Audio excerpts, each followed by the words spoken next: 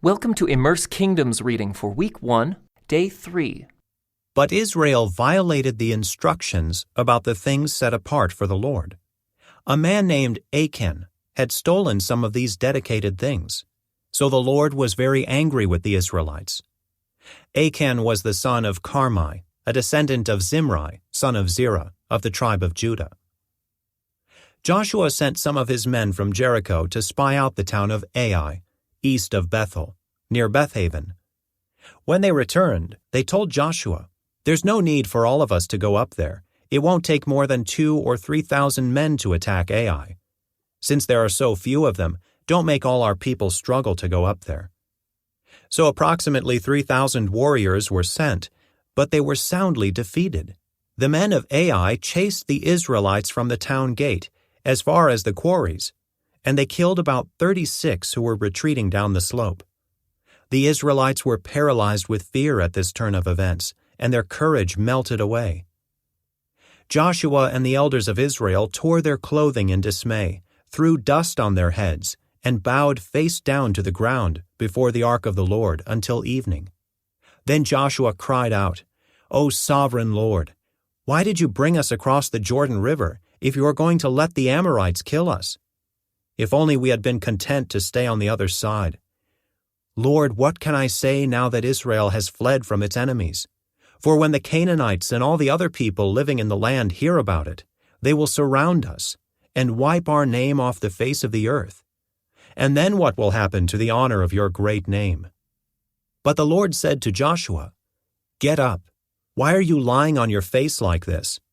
Israel has sinned and broken my covenant. They have stolen some of the things that I commanded must be set apart for me, and they have not only stolen them, but have lied about it, and hidden the things among their own belongings. That is why the Israelites are running from their enemies in defeat. For now, Israel itself has been set apart for destruction.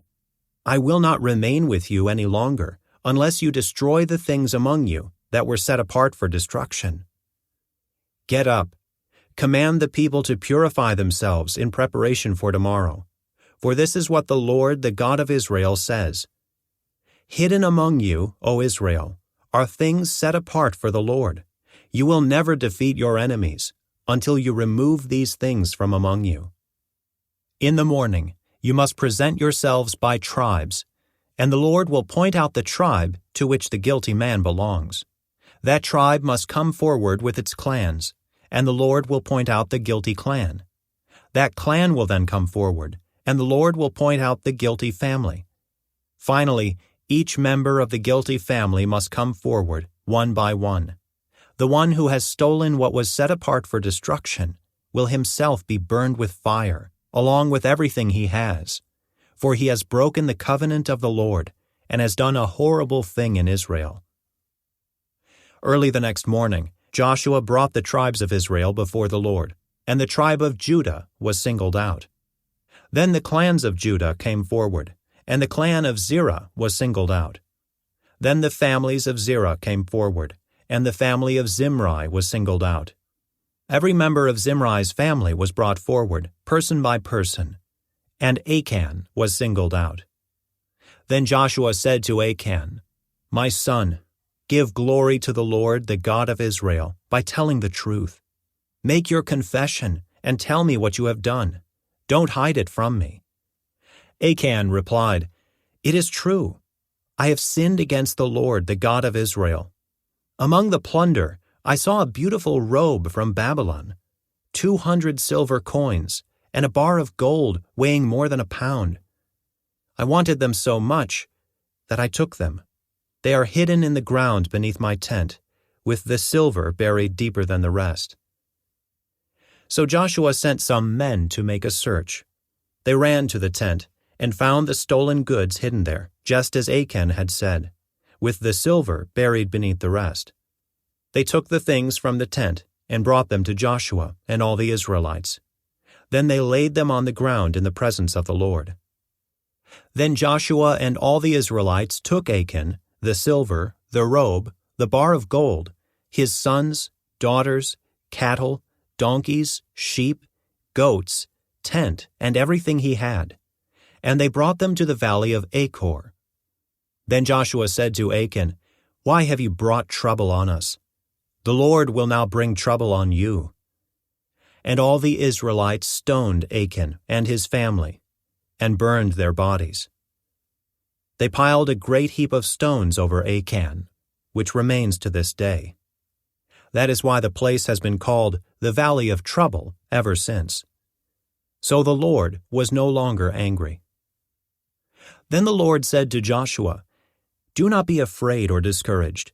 Take all your fighting men and attack Ai, for I have given you the king of Ai, his people, his town, and his land. You will destroy them as you destroyed Jericho and its king. But this time you may keep the plunder and the livestock for yourselves. Set an ambush behind the town."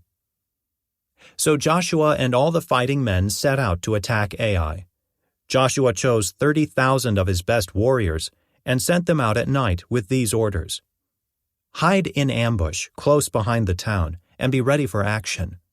When our main army attacks, the men of Ai will come out to fight as they did before, and we will run away from them.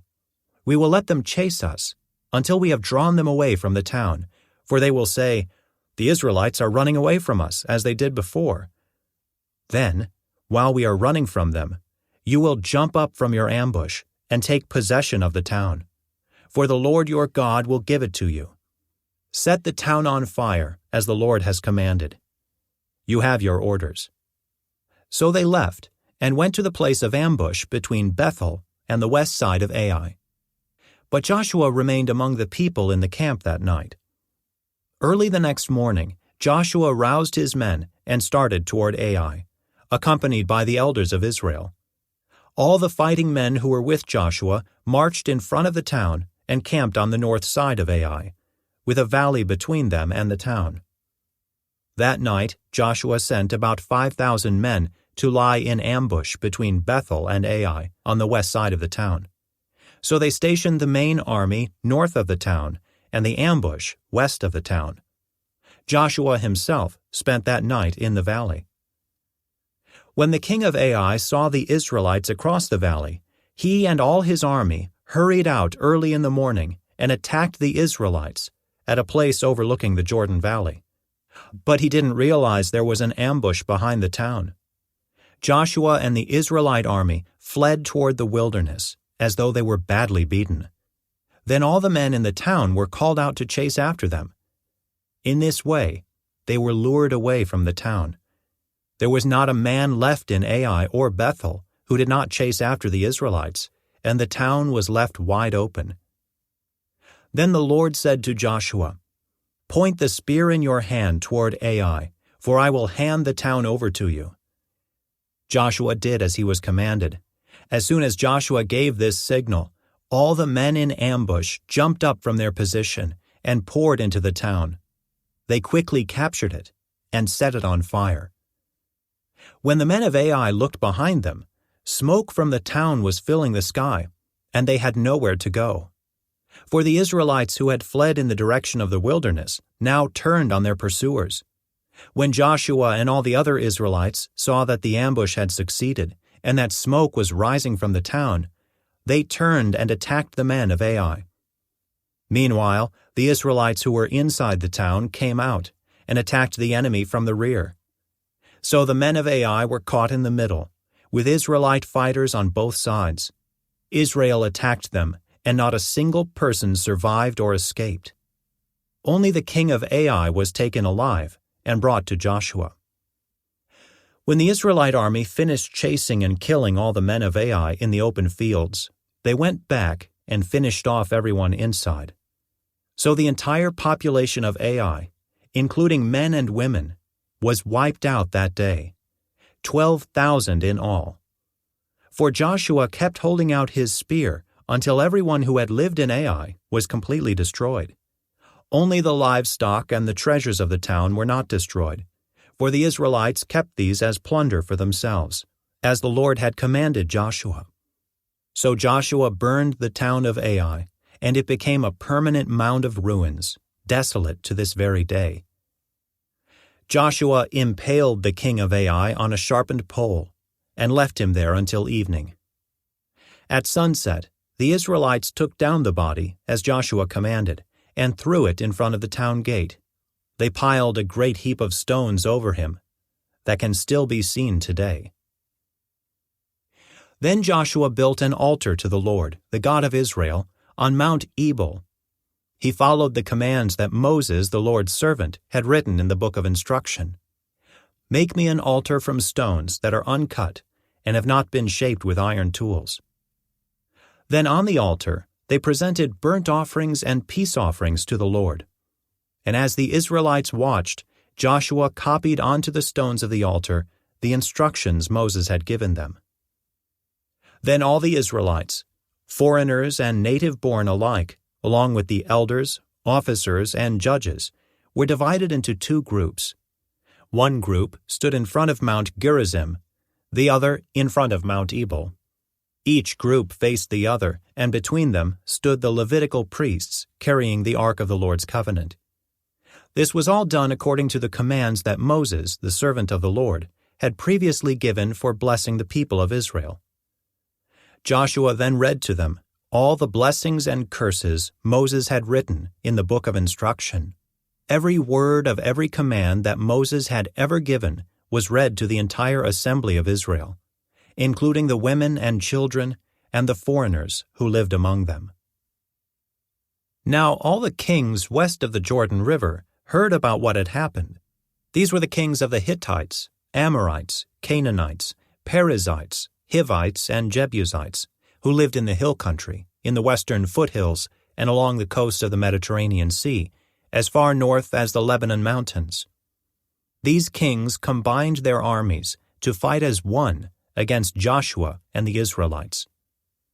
But when the people of Gibeon heard what Joshua had done to Jericho and Ai, they resorted to deception to save themselves.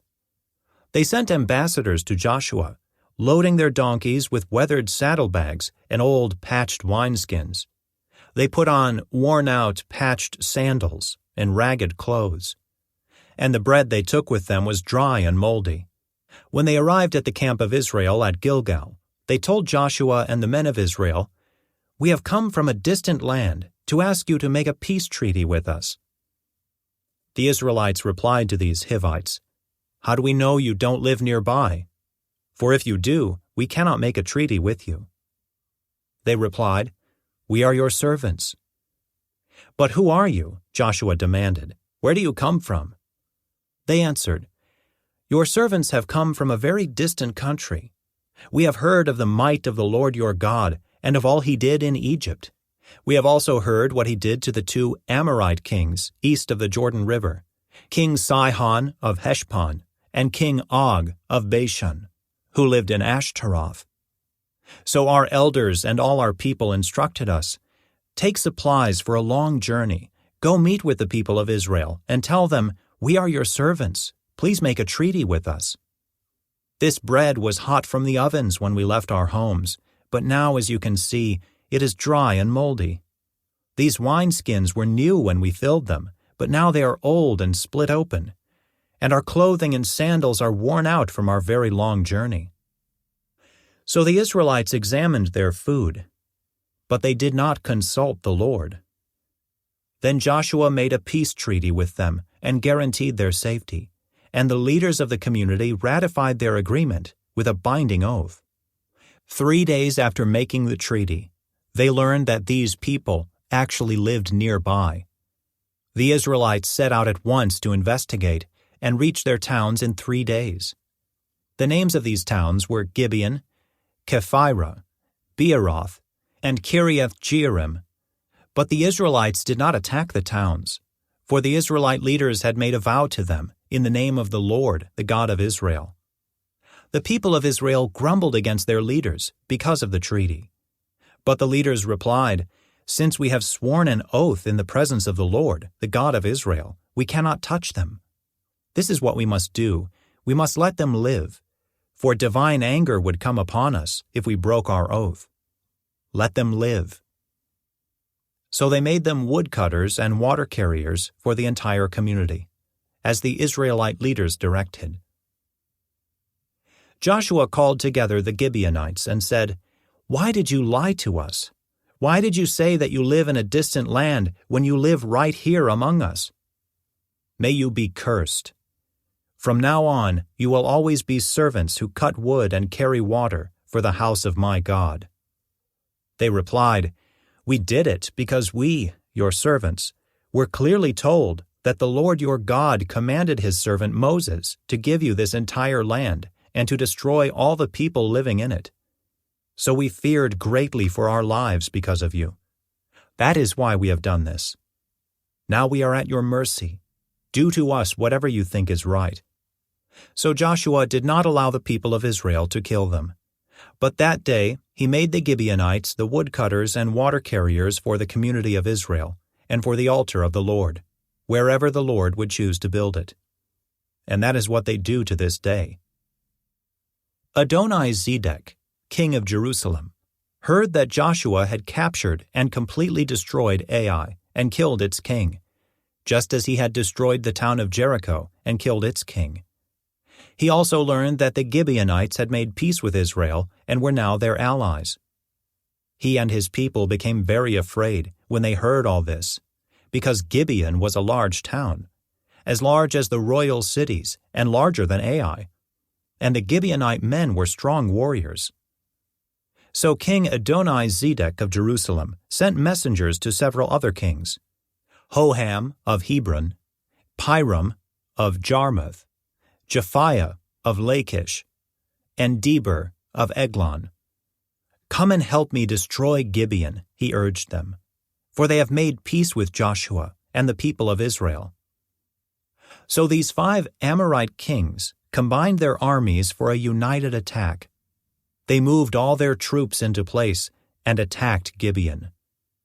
The men of Gibeon quickly sent messengers to Joshua at his camp in Gilgal. "Don't abandon your servants now," they pleaded. "Come at once, save us, help us, for all the Amorite kings who live in the hill country have joined forces to attack us." So Joshua and his entire army, including his best warriors, left Gilgal and set out for Gibeon. "Do not be afraid of them," the Lord said to Joshua, "for I have given you victory over them. Not a single one of them will be able to stand up to you."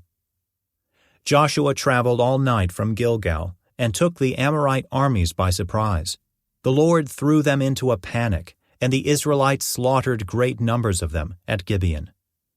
Then the Israelites chased the enemy along the road to Beth-horon, killing them all along the way to Azekah and Makkedah.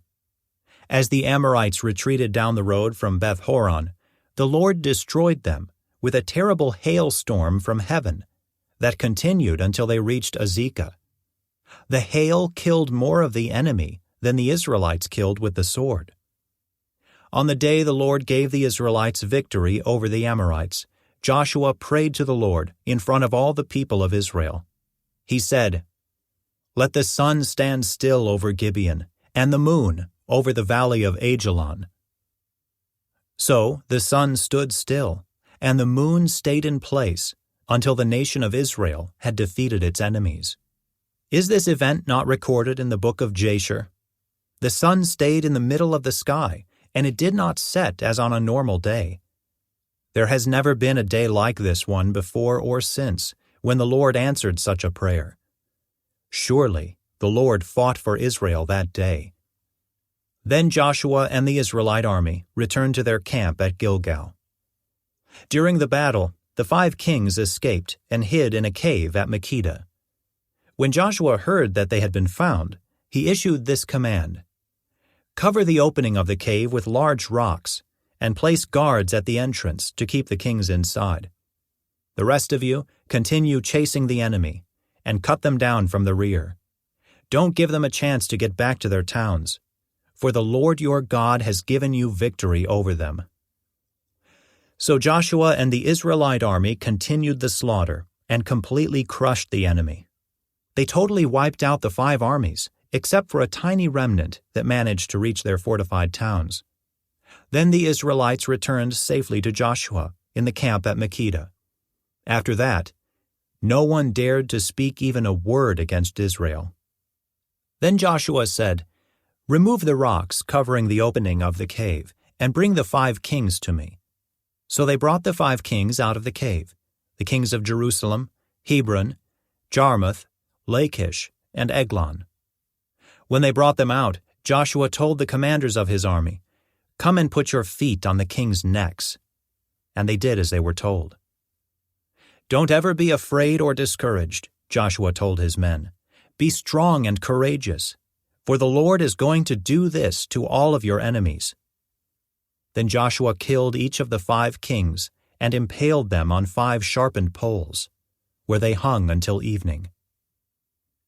As the sun was going down, Joshua gave instructions for the bodies of the kings to be taken down from the poles and thrown into the cave where they had been hiding.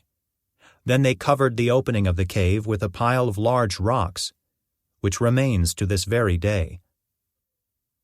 That same day, Joshua captured and destroyed the town of Makkedah. He killed everyone in it, including the king, leaving no survivors. He destroyed them all, and he killed the king of Makkedah as he had killed the king of Jericho. Then Joshua and the Israelites went to Libnah and attacked it. There, too, the Lord gave them the town and its king. He killed everyone in it, leaving no survivors. Then Joshua killed the king of Libnah, as he had killed the king of Jericho. From Libnah, Joshua and the Israelites went to Lachish and attacked it. Here again the Lord gave them Lachish. Joshua took it on the 2nd day and killed everyone in it, just as he had done at Libnah. During the attack on Lachish, King Horam of Gezer arrived with his army to help defend the town. But Joshua's men killed him and his army, leaving no survivors. Then Joshua and the Israelite army went on to Eglon and attacked it. They captured it that day and killed everyone in it. He completely destroyed everyone, just as he had done at Lachish. From Eglon, Joshua and the Israelite army went up to Hebron and attacked it. They captured the town and killed everyone in it, including its king, leaving no survivors. They did the same thing to all of its surrounding villages. And just as he had done at Eglon, he completely destroyed the entire population. Then Joshua and the Israelites turned back and attacked Debir. He captured the town, its king, and all of its surrounding villages. He completely destroyed everyone in it, leaving no survivors. He did to Debir and its king just what he had done to Hebron and to Libnah and its king. So Joshua conquered the whole region, the kings and people of the hill country, the Negev, the western foothills, and the mountain slopes. He completely destroyed everyone in the land, leaving no survivors, just as the Lord, the God of Israel, had commanded. Joshua slaughtered them from Kadesh Barnea to Gaza, and from the region around the town of Goshen up to Gibeon. Joshua conquered all these kings and their land in a single campaign, for the Lord, the God of Israel, was fighting for his people. Then Joshua and the Israelite army returned to their camp at Gilgal. When King Jabin of Hazor heard what had happened, he sent messages to the following kings: King Jobab of Madon, the king of Shimron, the king of Akshaph, all the kings of the northern hill country, the kings in the Jordan Valley south of Galilee, the kings in the Galilean foothills, the kings of Naphoth Dor on the west, the kings of Canaan, both east and west, the kings of the Amorites, the Hittites, the Perizzites, the Jebusites in the hill country, and the Hivites in the towns on the slopes of Mount Hermon in the land of Mizpah. All these kings came out to fight. Their combined armies formed a vast horde, and with all their horses and chariots, they covered the landscape like the sand on the seashore. The kings joined forces and established their camp around the water near Merom to fight against Israel. Then the Lord said to Joshua, "Do not be afraid of them. By this time tomorrow, I will hand all of them over to Israel as dead men. Then you must cripple their horses and burn their chariots." So Joshua and all his fighting men traveled to the water near Merom and attacked suddenly. And the Lord gave them victory over their enemies. The Israelites chased them as far as Greater Sidon and Misrephoth-Maim and eastward into the valley of Mizpah, until not one enemy warrior was left alive. Then Joshua crippled the horses and burned all the chariots, as the Lord had instructed. Joshua then turned back and captured Hazor and killed its king. Hazor had at one time been the capital of all these kingdoms. The Israelites completely destroyed every living thing in the city, leaving no survivors. Not a single person was spared. And then Joshua burned the city. Joshua slaughtered all the other kings and their people, completely destroying them, just as Moses, the servant of the Lord, had commanded. But the Israelites did not burn any of the towns built on mounds, except Hazor, which Joshua burned. And the Israelites took all the plunder and livestock of the ravaged towns for themselves, but they killed all the people, leaving no survivors. As the Lord had commanded his servant Moses, so Moses commanded Joshua. And Joshua did as he was told, carefully obeying all the commands that the Lord had given to Moses. So Joshua conquered the entire region, the hill country, the entire Negev, the whole area around the town of Goshen, the western foothills, the Jordan Valley, the mountains of Israel, and the Galilean foothills. The Israelite territory now extended all the way from Mount Halak, which leads up to Seir in the south, as far north as Baal Gad at the foot of Mount Hermon, in the valley of Lebanon. Joshua killed all the kings of those territories, waging war for a long time to accomplish this. No one in this region made peace with the Israelites, except the Hivites of Gibeon. All the others were defeated. For the Lord hardened their hearts and caused them to fight the Israelites. So they were completely destroyed without mercy, as the Lord had commanded Moses. During this period, Joshua destroyed all the descendants of Anak, who lived in the hill country of Hebron, Deber, Anab, and the entire hill country of Judah and Israel. He killed them all and completely destroyed their towns. None of the descendants of Anak were left in all the land of Israel, though some still remained in Gaza, Gath, and Ashdod. So Joshua took control of the entire land, just as the Lord had instructed Moses. He gave it to the people of Israel as their special possession, dividing the land among the tribes. So the land finally had rest from war. This concludes today's Immerse reading experience. Thank you for joining us.